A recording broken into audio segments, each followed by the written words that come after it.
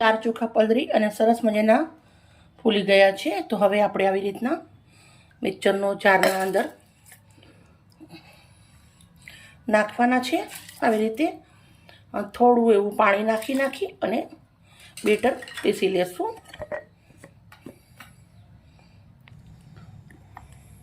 મસ્ત આપણું બેટર પીસાઈ અને રેડી થઈ ગયું છે. તમે જોઈ શકો છો આવી રીતના રાખવાનું છે. થોડું એવું દરદરો, બહુ ઝીણું બી નથી કરી દેવાનું. હવે આપણે આને ટ્રાન્સફર કરી લેવાનું છે એક તપેલાના અંદર. સેમ પ્રોસેસથી બધું જ ખીરું હું રેડી કરી દઈશ.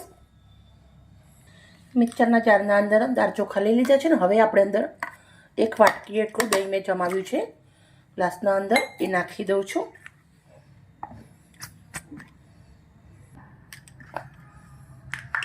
મસ્ત આપણે ખીરું રેડી થઈ ગયું છે.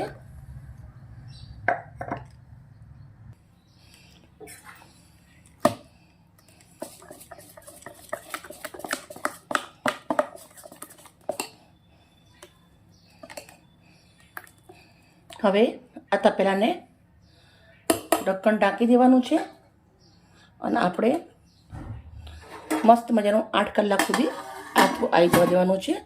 આથો આવશે તપેલું મસ્ત ભરાઈ જશે. આથો આવ્યા પછી મળી આગળ ઇડલીનું ખીરું. તો ખીરું આપણા જોડે રેડી જ છે, પણ ખીરાના અંદર 2 ભાગ કરવાના છે. તો એક બીજી તપેલી લઈ લેશું. તપેલીના અંદર અડધું ખીરું હું રેડી દઉં છું. પછી રાજસ્થાની ચટણી બનાવી છે એ ખીરાના અંદર નાખી દઈશ.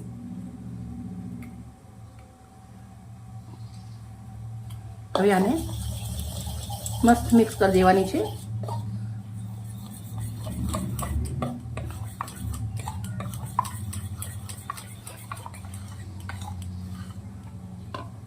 રેડી થઈ ગઈ. મેં આવી રીતના ઢોકળિયાની ડીશ લીધી છે. એના અંદર મેં તેલ થોડું લગાવી અને ફેટી લીધેલી છે. હવે આપણે ખીરું નાખી દઈશું.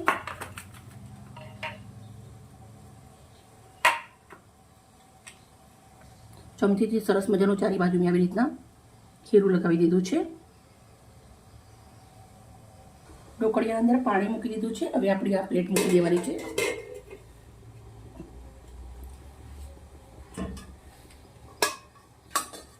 અને આપણે 8 મિનિટ સુધી ઢાંકી દઈશું. હવે આપણે ચેક કરશું.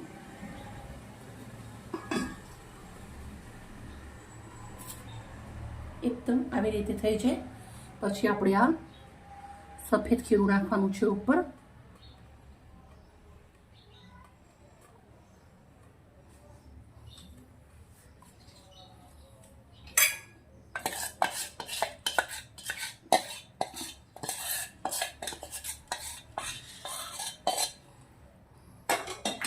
એને પણ આપણે આવી રીતે હળવા હાથથી પાથરી દેવાનું છે.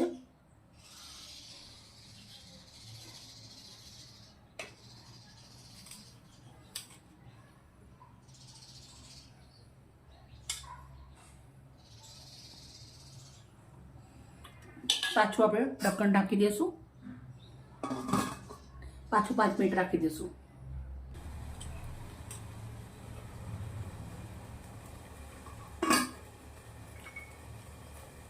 ઢોકળા આપણા મસ્ત બની અને રેડી થઈ ગયા છે.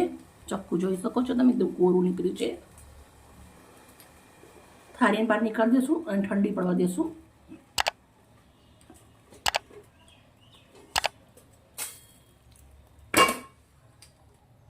વઘારિયાના અંદર મેં થોડું તેલ મૂક્યું છે. પહેલાં ચટણી વઘારવાની છે આપણે. મેં સિંગ તેલ લીધું છે 1 ચમચો. તેલ ગરમ થઈ ગયું છે. થોડું રાઈ અને જીરું નાખું છું. થોડા મીઠા લીમડાના પાન. વઘાર જશે ચટણીમાં અંદર. પાછું વઘારિયાના અંદર તેલ ગરમ મૂક્યું છે. ઢોકળા થોડા ઠંડા પડી ગયા છે તો આપણે એને કટ લગાવી દેવાના છે.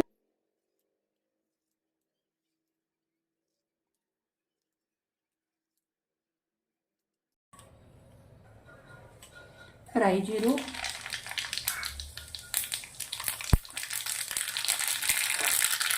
રાઈ પાકી જાય એટલે આપણે ગેસ બંધ કરી દેવાનો છે. લીલા મરચાં, લીમડો.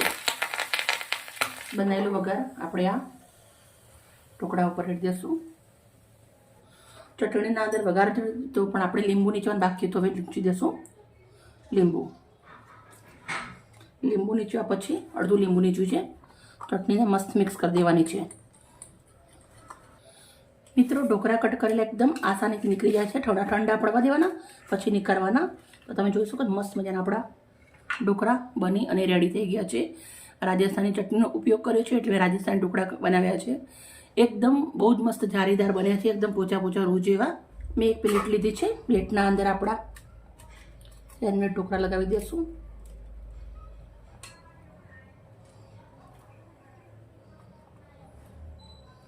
અને રાજસ્થાની ઢોકળા કહેવાય, સેન્ડવિચ ઢોકળા કહેવાય, નામ તમારા મરજી પ્રમાણે તમે આપી શકો છો.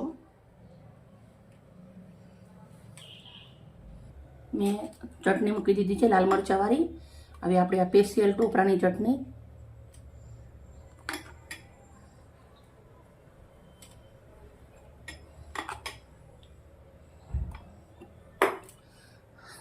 ઉપર થોડું આવી રીતના ગાર્નિશિંગ કરી દઉં છું. જે ઢોકળાવાળું છે એનું જ લઈને રાજસ્થાની ઢોકળા સાઉથ ઇન્ડિયન ચટણી રેડી થઈ ગઈ છે. મિત્રો તમે જોઈ શકો છો બહુ જ મસ્ત મજાનું આવી રીતની થોડી એવી મહેનત કરી છે. અમારો વિડીયો સારો લાગે તો પ્લીઝ અમને લાઈક કરજો, દોસ્તોની અંદર શેર કરજો. કાલે આવી નવી રેસીપી સાથે. Bye bye.